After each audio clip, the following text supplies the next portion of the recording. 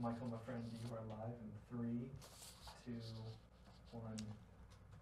Time's up for the preening hacks who pretend to be journalists on television and in the press. Time's up for the mainstream news media, which has decayed to become nothing more than the communications wing of the Democrat Party. The real winner of the fake news awards is, you guessed it, it's us, baby. We will analyze the surprising subtlety of this blunt stunt and why it worked so well. Then, Fleccas Talks, Austin Fletcher and Philip Wegmann join the Panel of Deplorables to discuss how and why Democrats sold dreamers down the Rio Grande, the looming government shutdown, and why PC fanatics think white supremacy is okay. Last but not least, the mailbag. I'm Michael Knowles, and this is The Michael Knowles Show.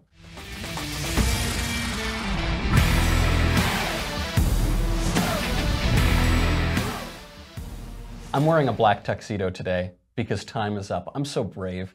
I am so courageous, aren't I? But time really is up for the left-wing hacks in the mainstream media. And I don't mean it's up in that they'll go away or they'll stop being left-wing hacks or even that they'll stop influencing a lot of people. But the time when places like the TV networks, the New York Times, Washington Post, etc., when they could pretend to be objective journalists, hard-hitting reporters, just interested in the facts, that actually is over. And you have Donald Trump to thank for that. After weeks of waiting, last night, President Trump finally presented the highly anticipated Fake News Awards. For months now, political analysts have wondered what the awards will look like. Will it be televised? Will there be a red carpet? Will people wear black tuxedos and little lapel pins and things like that? Trump first announced the awards in November, but no one was sure if he was kidding or not, or if this was a real event. He then announced on January 2nd that the awards would be presented on January 8th. Then on January 7th, he announced that the awards would be January 17th. And then last night, he tweeted the link to a blog post on the GOP website listing 11 news stories that he's already criticized for being fake. Oh, and also the website crashed. So it didn't even load for several minutes. The conclusion of months of persistent trolling, which really was part of years of trolling the news media, going all the way back to the campaign, was itself just a troll. I love it so, so much. That's it. That's all it is. It's just a blog post. It is a barely functional blog post, not a speech, not even a tweeted list, just a blog post at the GOP website. And you know what happened? The mainstream media took the bait. Of course they did. Now, we should be clear, this is a non-event. Seriously, this is not, it didn't even load. There was no fake news awards. There was a blog post. The mainstream media could have simply ignored this, but they couldn't, could they? No, they couldn't, because they're empty-headed kittens, and this is their catnip. Who covered it? Everybody covered it. Chrissy Teigen, whom I'd never heard of until last night, hosted a fake news awards from her Snapchat last night. Newsweek ran the headline, quote, "Forget Trump's fake news awards. Former Obama ethics chief announces president's biggest lie of 2017. The article reads, "A former Obama administration ethics czar is planning to beat Donald Trump at his own game Wednesday, trolling him with the Golden Pinocchio Award for his biggest lie of the year. On the night, the president is expected to announce his most dishonest and corrupt media awards." Cool, bro. Really cool. You really got him. You got him. Wow. If President Trump had any idea that former Obama ethics czar Norm Eisen would tweet something, then he never would have criticized the mainstream media. Really, good job. Wow. You got him. The Washington Post fumed, quote, "Trump's fake news awards were a huge flop." But guys, here's the thing. Here's the little secret. The fact that you're writing about the fake news awards, the fact that we're talking about the fake news awards, the fact that there are 1,900,000 Google results for the term fake news awards, that means that the fake news awards did exactly what they were supposed to do. How do people, I actually don't understand how people do not get this, how they still don't understand. As for the awards themselves, CNN won the night, taking home 4 out of the 11 accolades. You're shocked, I know. For those who still haven't seen the blog post or weren't able to load it last night, here they are quickly. These are the 11 hits. Former Enron advisor Paul Krugman predicted in the New York Times that markets would never recover from a Trump victory. The Dow Jones, you'll observe, just hit yet another record high. ABC News published an entirely fabricated story on Trump-Russia collusion, sending the stock market tumbling. CNN got another story about Trump and Russia entirely wrong. Time magazine published a totally fabricated story about President Trump removing the bust of Martin Luther King from the Oval Office. WAPO lied about Trump's crowd sizes at a rally in Florida. CNN lied about Trump overfeeding Japanese pet fish. CNN lied about a meeting between Anthony Scaramucci and Russians. Newsweek lied about the Polish First Lady not shaking President Trump's hand. CNN falsely reported that James Comey disputed Trump's claim that he was not under investigation. The New York Times published a false story on Trump and global warming. Then number 11, of course, the Russia collusion nothing burger, to quote Van Jones. There is one last aspect of this that I'd like to point out because nobody's really been covering it. The mainstream media aren't the only objects of mockery from this stunt. The fake news awards, it mocks the fake news media, but it also mocks award shows, precisely as we enter award season. Formerly glamorous celebrities wearing gazillion-dollar gowns receiving gold trophies, just as the fake news awards highlight the irrelevance of the mainstream news media, their total fall from respectability. It does the same for Hollywood, which has virtually, and literally I'll point out, burned to the ground in recent months. The fake news awards worked because both Hollywood and the news media have become ridiculous. And Hollywood and the news media have become ridiculous for the same reason. They're really the same thing. Hollywood is a bunch of people going on television and pretending to be somebody they're not. And the news media are now a bunch of people going on television pretending to be something they're not. It's a bunch of Democrat communications advisors, Democrat propagandists, pretending to be journalists on television. That's all they are. They are nothing more than that. They've traded, both of those, Hollywood and mainstream press, have traded their original missions, which is to entertain on the one hand and to doggedly pursue the truth on the other, for shallow left-wing hackery. Award shows, they are no longer glamorous. They're tedious exercises in virtue signaling from millionaires complaining that they deserve even more millions of dollars to pretend for a living.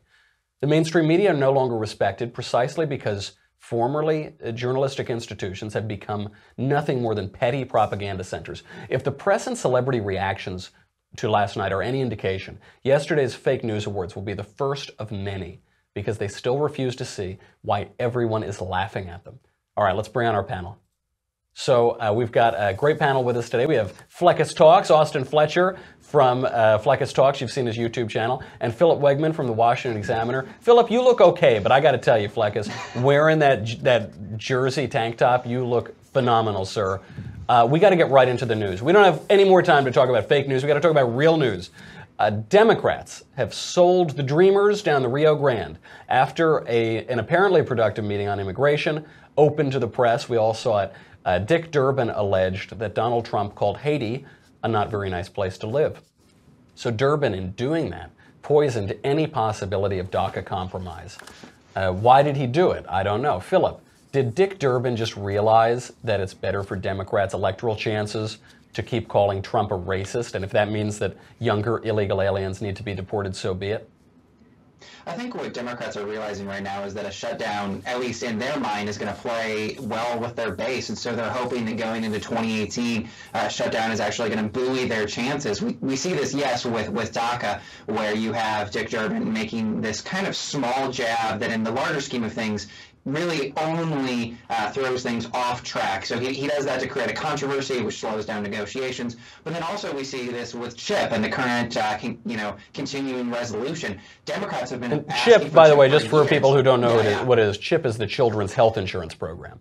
That's right, that's right. And so they have been asking for months that this would be included. Republicans have put forward a bill that Democrats initially rejected. They've put the CHIP funding into the continuing resolution to keep the government funded as a compromise. And now Democrats are suddenly quiet and they're saying, well, we're not going to mess with this continuing resolution. We'd rather have a big shutdown fight. And this is just completely duplicitous.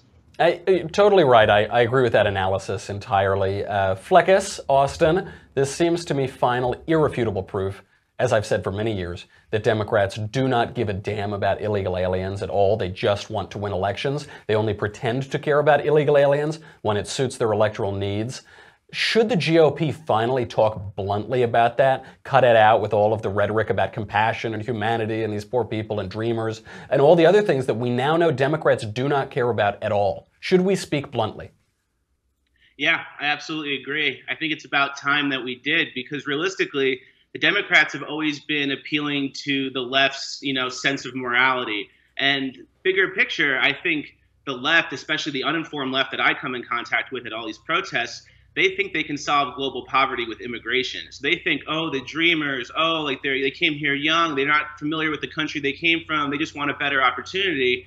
And that's the narrative, that's the narrative, that's the narrative. And then when it actually comes time to make something happen, they self-sabotage and would rather shut down the government just to, have a better chance in 2018. So, I mean, I thought we didn't negotiate with terrorists, and now the Democrats seem to be, getting time with us in our negotiations, and it's not good. And they do it. What's so offensive about it is there are so many awful costs of illegal immigration. Something like 40% of young women who cross the border and girls who cross the border illegally are raped. These people are forced to live in the shadows. They can't access a lot of services. Obviously, there's the flip side of that, which is illegal immigrant crime and gang membership, such as MS-13. And there are all these really awful, vicious aspects to it for both the illegal aliens and for the American citizens. And yet they couch it in this language of, oh, we're the ones who care about these people. We're the only moral ones. And then you find out when push comes to shove, they don't give a damn about these people. They're perfectly willing to let them be deported or let there be some stopgap measure for them, because for them what it's all about is getting votes. And specifically, if they can rely on 80% of votes, if amnesty goes through and these people tend to trend Democrat, then they'll do it for that. But if the illegal aliens were going to vote for Republicans, they would be the first people loading up the deportation trains. So it's really frustrating. And I hope that in this era of Donald Trump speaking bluntly and taking away a lot of that nonsense PC political talk, that we can speak honestly about this and say, look, Democrats, you're dirty, rotten cynics who are using these poor people as political cudgels and as little pawns, and we're not going to take it anymore. And as long as they sign the pledge, the Michael Knowles show Dreamer DACA compromise pledge, which is that they all get amnesty immediately as long as they agree to vote for Republicans for 25 consecutive elections, then that's fine. Then we can form a deal and these people get to stay. I hope the Senate takes up my suggestion. Moving on to the government shutdown itself, the White House today has signaled that it will sign a 1-month stopgap measure to fund the government until a longer military funding deal and budget deal is reached. Fleccas, this seems to me like the win-win reality of Trump. Either he's competent and gets good things done, or he's incompetent and the government governs less. Either way, that's cool with me. Should Republicans fear a shutdown in this case? I will hope there isn't a shutdown, just because of we need to keep paying the military, and if the left is going to have this, quid pro quo type thing where, amnesty for all, we're shutting it down, that's not how this should go. And just to touch on the last point you made about the DACA people, the dreamers coming over and, the left wanting their votes, the people I come in contact with at the protests who are, a lot of the people are Latinos for Trump. A lot of these people came here legally because they respect the country and love the country so much. And that's why they tend to vote Republican. Mm-hmm. So adding to your last point, like the people who are coming here illegally, it makes perfect sense that, the Democrats want to help them as much as they can, because that's potential Democrat voters who aren't really, America first ever. Well, that's their base, is criminals. But you're so right. Of course, we should have known that these people would trend to vote Democrat. They're criminals, and that's a key aspect of the left-wing coalition. Good point. Philip, is the White House breaking ranks with Mitch McConnell and Senate Republicans who they themselves have signaled that they oppose the stopgap measure, or is there some strategy that I'm missing here? So I'm not clear on the day-to-day strategy when it comes to conversations between McConnell, Ryan, and Trump. That's definitely in flux, and it's keeping Democrats on their toes. One thing that I would point out, though, is I don't think that Democrats should be so quick to make that foregone conclusion that somehow they're going to benefit because of a shutdown. Yes, Trump keeps changing his mind about DACA and immigration, but he has made some pretty significant overtures when it comes to flexibility. So I think that, if you're talking about that Latino voter or that dreamer, they're going to see that in this CR deal, Trump just is asking for a continuation of government funding, and they're asking to lock in a couple different government programs and then deal with DACA later. So if we shut down the government and then we're not able to get a DACA deal later on, I think a lot of core Democrat supporters, a lot of those young people who are looking for dreamer legislation to come through, they're going to be incredibly disappointed, and I think they're going to see through this stunt. Yeah, I think you're right, especially if we keep hammering them in this way, if we keep using blunt language, and now that their chief communications wing has cracked, as we saw last night in the fake news awards, I think there's a real chance. In the old days, the fear was, even if we're right on the facts, we're going to be so blown out by the press that it doesn't really matter and we just have to play by their rules. I don't think that's true anymore. It's largely not true anymore. So let's cross our fingers. During 2016, a bunch of Trump supporters started using the OK symbol, and 4chan decided to troll people into thinking that the OK sign was a white supremacist symbol. So the son of New Jersey's Democrat governor, Phil Murphy, played this game. He did a little circle sign during his father's swearing in. And so the OK sign has many innocuous connotations. Obviously, there's nothing inherently racist about saying, hey, OK, everything's good. And there's also this childhood game whereby you make someone look at the little OK sign, and then if they look at it, you punch them, like they did on Malcolm in the Middle. You might remember this. Jerk. Oh, you looked. Ow! Yeah, so I used to do that as a kid. It's pretty fun. And so anyway, 4chan decided to make this a symbol of their support for Trump or something, and Media Matters immediately pounced on this. So now the New Jersey press are calling this kid racist. Fleccas is okay, white supremacist. I'm not asking, by the way, if white supremacy is okay. That is a subtle distinction. Is the okay sign, we can't use that anymore? It's news to me, but yeah, I mean, leave it to the left to ruin everything. They had the same thing with Pepe the Frog. Like, the Pepe the Frog was like a meme, a popular meme on 4chan and Reddit, and then someone made, I think, a Nazi version of it, and now everyone who's ever used the Pepe the Frog meme is a Nazi. And it's just leave it to the left to ruin everything. They've already ruined Hollywood. They've ruined every city that they run. I just saw a L'Oreal commercial that came out today for shampoo, and the woman in the commercial was wearing a hijab. I don't get it. So You're kidding me. That can't be true.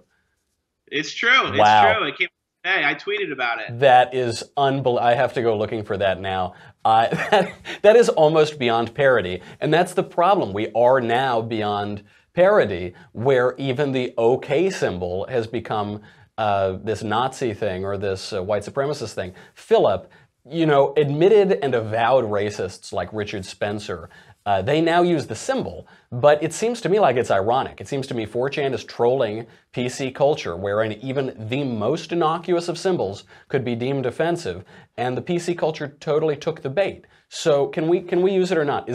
Are they going to take a picture of this screenshot of me doing the symbol, and now I became a Nazi? Is that what's going to happen? Well, I think that's generally how it works. But I mean, what are they going to come after next? Like the slug bug game? I just don't get it. They're ruining childhood. And the sad thing about this is that there's going to be some bad actor who eventually comes along and starts using this as a racist symbol for like real, Richard. and they're going to ruin it. Yeah, they're going to start ruining it just as much for the rest of us. So we're in trouble from the left and the right. But they actually, the alt-right, in their being jerks about this, kind of underscore the same point for the mainstream media, which is that they don't get to tell me what totally innocuous widespread symbols mean. The mainstream media doesn't get to redefine the OK sign or what's the next, the thumbs up or something. And likewise, Richard Spencer doesn't get to do that. There are like 50 of these people in the entire world who are actually white nationalists who want to deport all the black people, and they don't get to define widespread symbols for me. They can, I've got two words for those people, the mainstream media and the alt-right, and those words are not happy birthday. Okay, that's all the time we have. Panel, thank you for being here. Now it is time. We have to get to the mailbag. That is Philip Wegmann from the Washington Examiner and Fleccas Talks. Go check him out on YouTube. Before we get to the mailbag, I'm sorry, Marshall, he's cutting me off. I'm hearing it's like they're playing me off like at all the other awards shows. Time's up for me. So if you're on Facebook and YouTube, you have to go over to dailywire.com right now. If you're on dailywire.com, thank you. You help keep the lights on. You keep covfefe in my cup. We really appreciate it. What do you get if you join the Daily Wire? Well, you get me, you get the Andrew Klavan Show, you get the Ben Shapiro Show. It's $10 a month or $100 a year. You get no ads on the website, you get to ask questions in the mailbag, you get to ask questions on the conversation. By the way, the next version of the conversation is going to be me, so get ready for that and ask your questions. But who cares? No one really cares about any of that stuff. What we really care about is this. This Leftist Tears tumbler, we now have a really wonderful vintage. You have got to get this. They're the Cory Booker Leftist Tears. And I didn't know, you never can quite tell when a vintage batch is going to come up, but it's 2018 and it's all thanks to Cory Booker. So make sure that you have the right vessel, because it would be such a shame if you collected all of Cory Booker's salty, delicious, and ridiculous tears and then they went bad. And they went bad and you couldn't drink them in 10 years or 15 years. That would be a real shame and a real waste. Make sure you store them properly in the Leftist Tears tumbler. You can keep it in a nice dry area and it will maintain the perfect salty ratio so you can gobble up all of Cory Booker's absurd performance the other day. Okay, go to dailywire.com. We'll be right back with the mailbag.